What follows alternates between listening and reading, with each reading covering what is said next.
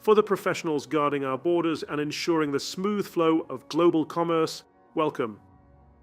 This is a comprehensive guide to one of the most critical documents in international trade, the Bill of Lading.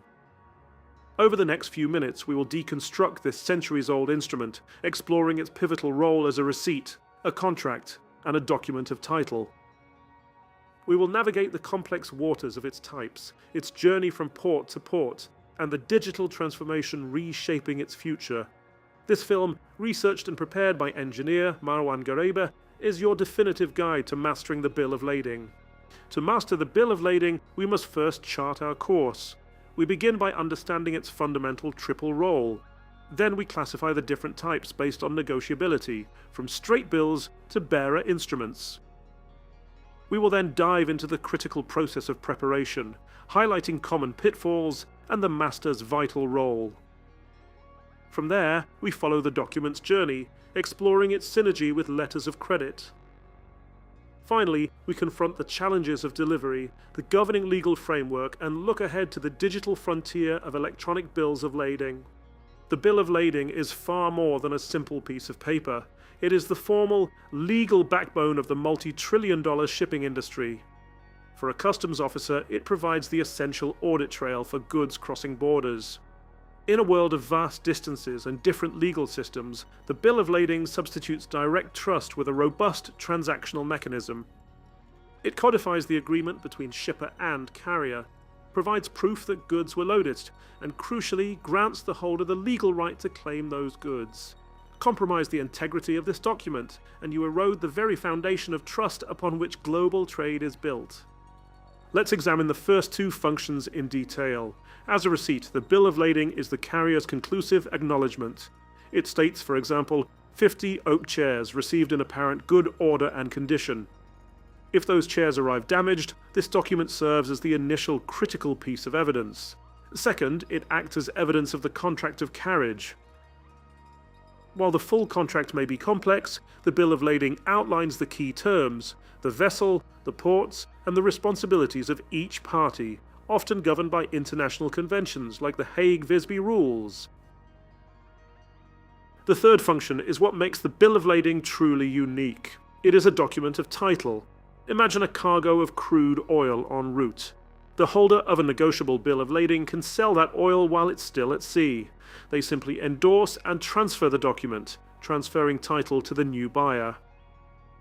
This function is vital for commodity trading and securing bank financing. But remember, these three functions are interdependent. A bank relies on an accurate goods description when accepting the bill as title. A carrier relies on its terms. If the receipt is compromised, if a clean bill is issued for damaged goods, the entire commercial and legal structure can unravel. This is why meticulous accuracy is an absolute necessity. Now we navigate the different types of bills of lading, and the key differentiator is negotiability. First, the straight bill of lading. This is a non-negotiable document. It names a specific consignee, like ABC Retail Incorporated, and the carrier's obligation is to deliver only to that party. Title cannot be transferred by endorsement. Its strength is security. It's ideal for direct shipments where the buyer is known and trusted, like an Indian textile manufacturer exporting to a long-standing US retailer on open account terms. The process is simple, secure, and streamlines customs clearance, but its limitation is clear. It cannot be used for mid-voyage sales or trade finance. In contrast, negotiable bills of lading are the engines of global trade finance. They allow the transfer of rights while goods are in transit. The most common form is the to-order bill. The consignee box might state to order or to order of Global Trade Bank. Consider our example. ABC Electronics in China ships televisions to Germany, financed by a letter of credit. The bill is issued to order of Global Trade Bank, giving the bank legal control over the cargo. Only when XYZ Retail Incorporated fulfills its payment obligation does the bank endorse the bill, transferring title. This endorsement, whether blank or special, allows for a chain of ownership, with the last holder having the sole right to claim the goods. At the far end of the negotiability spectrum lies the bearer bill. This document carries maximum risk. Title is transferred by mere physical delivery. Whoever holds the paper holds the cargo. Because of this extreme risk, where loss or theft is tantamount to losing the cargo itself, bearer bills are largely obsolete in legitimate modern commerce. This illustrates the fundamental security flexibility trade-off. A straight bill offers high security, but no flexibility. A to-order bill balances medium security with high flexibility. A bearer bill offers maximum flexibility, but at the cost of unacceptably low security. Carriers must be most vigilant when dealing with instruments that can be transferred by delivery alone. Beyond negotiability, bills of lading are classified in many ways. By issuer, the master bill from the shipping line, or the house bill from a freight forwarder. By condition, a clean bill versus a claused or dirty bill noting damage. By stage, received for shipment versus shipped on board. And then there are post-issuance types. A surrendered bill or telex release allows for delivery without the original paper. A split bill divides a large shipment for multiple buyers. And then there's the switch bill, a new bill issued to replace the original. This is often done for legitimate commercial reasons, like protecting a supplier's identity. But for customs and authorities, it's a red flag. Switching the port of loading or shipment date can be a strong indicator of fraud. This practice highlights the tension between the bill's role as an accurate contemporaneous record and the evolving needs of commerce. Now we move to the preparation of the bill of lading. While the shipper provides the information, the carrier, and most critically, the master of the vessel, has a duty to verify it. Every field is essential. The consignee wording determines negotiability. The goods description must be precise. The apparent order and condition must be truthful. An inaccurate clean bill is a time bomb. The master is the eyes and ears of the vessel. Before signing, they must verify the quantity and apparent condition. If cargo is damaged, they must clause the bill. If weights are unverified, they must qualify with phrases like shipper's load and count. And they must never sign a blank or incomplete bill of lading. Their signature is the final seal of accuracy.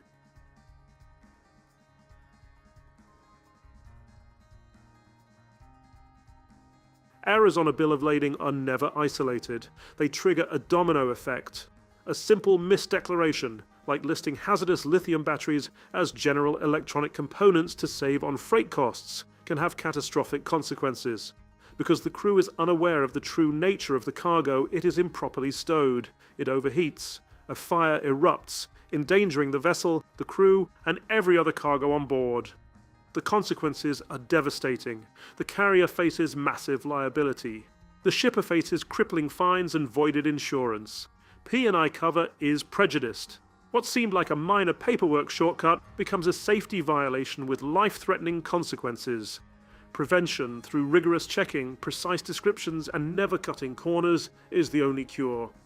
Let's follow the journey of a bill of lading financed by a letter of credit. 1. Goods are loaded and the bill is issued. 2. The shipper collates the bill with other key documents. 3. This set is presented to their bank. 4. The buyer's bank releases the documents only after payment. 5. At the destination, the buyer presents the original bill to claim the cargo. 6. The cargo is released and the bill is accomplished. The letter of credit operates under the doctrine of strict compliance. The documents must match the letter of credit's requirements perfectly. A misspelled name, a wrong port, a late shipment date, even a minor discrepancy can trigger payment refusal. This creates immense pressure for a fully compliant, clean bill of lading. Pressure that must never compromise the master's duty to accurately record the cargo's true condition. A major challenge in modern shipping is cargo arriving before the original bill of lading. Fast vessels and slow mail create a high-risk scenario. Delivering without the original is a gamble that typically results in a loss of P&I cover, unless backed by a robust letter of indemnity. Misdelivery, whether to the wrong port or the wrong party, carries severe consequences. It's a breach of contract, and delivering to a party without a valid original amounts to conversion of goods, making the carrier liable for the cargo's full value. These issues are governed by a tapestry of international conventions. The Hague Rules of 1924 first established carrier liability. The Hague Weisbay Rules updated them. The Hamburg Rules and Rotterdam Rules represent further, though less universally adopted, evolutions. These, alongside national laws like the UK's COGSA 1992, form the legal bedrock of the Bill of Lading. The paper-based Bill of Lading system, centuries old, faces a digital transformation. Enter the Electronic Bill of Lading, or EBOL. EBOLs aim to replicate all three legal functions: receipt, contract, and title, in a secure digital format. The advantages are transformative: near instantaneous transfer, reduced costs, higher accuracy, and enhanced security. But challenges remain. Legal recognition is not yet universal, though landmark legislation like the UK's Electronic Trade Documents Act 2023 is paving the way. Interoperability between different platforms and cybersecurity threats are ongoing concerns. The International Group of P&I clubs plays a crucial gatekeeping role, approving only those EBOL providers that meet their stringent standards.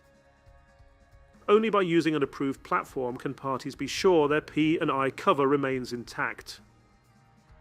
Even in this new digital age, the fundamental duties, the master as the eyes and ears of the vessel, remain. The Bill of Lading in all its forms remains the indispensable backbone of international trade.